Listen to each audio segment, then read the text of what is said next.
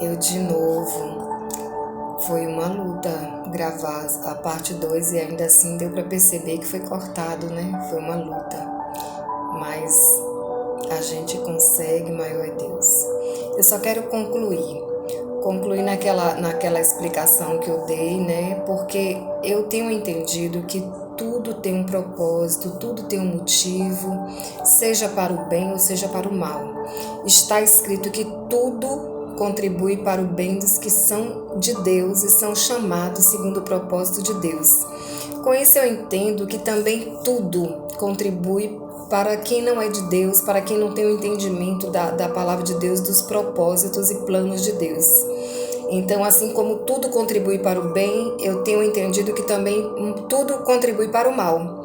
E aí eu dei aqueles motivos todos, né? Primeiro, o falar da minha mãe, as palavras de maldição, o passado do meu pai, né? Os erros que ele carregava, que eu creio nessa herança também.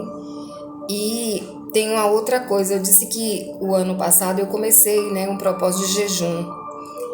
E Deus começou a me trazer revelação. E voltando para aquela passagem onde Jesus desce com os 3 discípulos do Monte da Transfiguração e expulsa aquele demônio, depois que passa tudo, os discípulos perguntam por que não conseguimos expulsar o demônio. Aí Jesus diz que aquela casta de demônios só sai com jejum e oração. Então eu entendo que jejum é uma fortíssima arma de guerra, são muitas, né? O louvor, a oração, o jejum, a leitura da palavra. E aí, quando eu comecei a jejuar, Deus começou a me trazer algumas revelações. Eu já disse uma, né, que conversando com o pastor, ele me perguntou se seria mesmo algo do passado que alguém fez ou algo que eu mesma fiz de errado, né, que estava dando aquela legalidade ao diabo. O diabo só trabalha com legalidade. Aquela parte de Jó é uma exceção com propósito. Tudo que Deus faz tem propósito. Ali Jó foi tentado, mesmo sem estar em pecado, porque Deus queria nos mostrar alguma coisa. E para mim está mais a ver com os amigos de Jó do que com o próprio Jó, né? Que há palavras que quem se mete em questão ali é como quem toma um cão que passa pela rua. Então aqueles amigos vai consolar e acaba tentando descobrir por que Jó está passando por aquilo e acaba as acusações e quase eles se dão mal num problema que era de Jó. Mas é por aí que a vida vai, né? Que segue. A gente quer se meter na vida alheia, quer fazer o que Deus disse para não fazer, Deus disse para não julgar o próximo. Tem uma palavra que diz em Provérbios que a adúltera anda por caminhos errados e não sabe. Eu fui adúltera e eu digo, eu não tinha consciência do peso do erro, do pecado.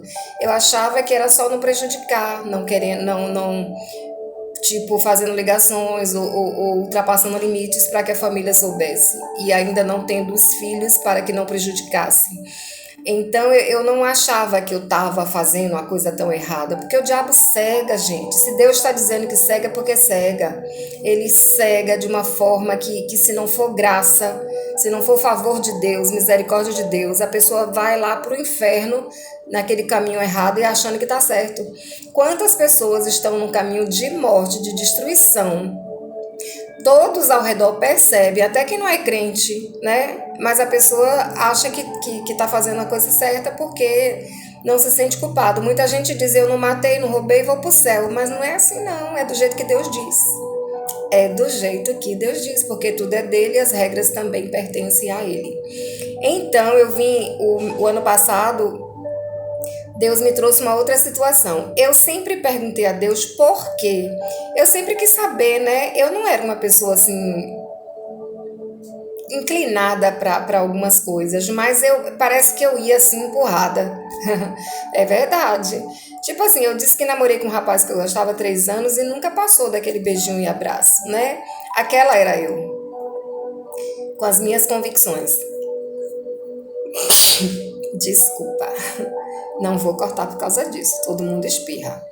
E eu tenho pressa porque Deus certamente sabe de quem precisa dessa palavra. Por isso, por favor, se inscreve no canal, curte, compartilha. Eu não estou aqui porque eu quero expor a minha vida. Não tenho nem interesse em expor que eu fui adúltera, que eu fiz aborto, que eu estava numa lama terrível. Não. O meu propósito aqui é revelar que Jesus é Deus, Ele salva, Ele liberta, Ele é bom, Ele é misericordioso, e revelar que o diabo está aí, ó, cegando, enganando, destruindo, lançando vidas no inferno, vidas que às vezes certamente fez muito menos do que eu, entende? É isso que eu quero. Então curte, compartilha, o sininho lá, ó, só toca no sininho e vai mostrar até para o YouTube que é uma informação boa, que é um conteúdo positivo, necessário. E vidas vão ser transformadas. Se uma vida for transformada, se uma vida for alcançada, eu já consegui o meu objetivo. Porque está escrito que uma vida vale mais que esse mundo todo. Jesus não veio por ouro e prata, Ele veio por vidas. E eu só quero contribuir por tudo que Ele fez por mim e tem feito. Então compartilha, esquece o meu espirro, faz parte. Então, uma vez eu fui conversar com meu irmão um assunto que não tem nada a ver, mas eu perguntava a Deus, porque desde criança eu tinha maldades a nível assim de pornografia, de moralidade sexual, de masturbação, desde pequenininha. Isso tudo, eu já era inclinada para tudo isso. E eu ficava perguntando a Deus por quê? Por quê?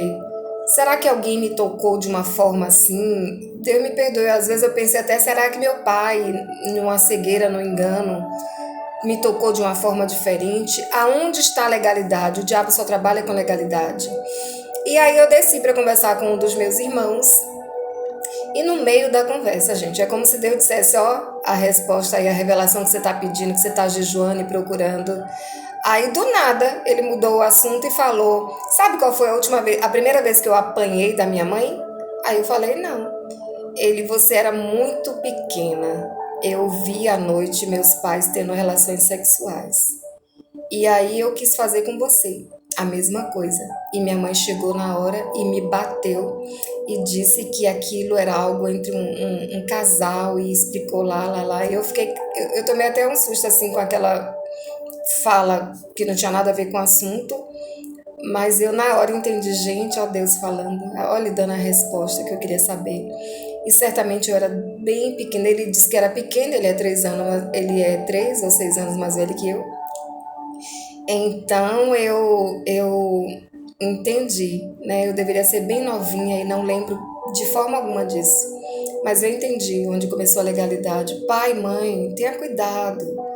Eu ouvi uma reportagem há pouco que uma mulher deixou 3 filhos em casa, pequenos, e uma filhinha, acho que 5 anos, 6 anos, e o primo dela invadiu a casa, pegou essa menina, levou, estuprou e matou.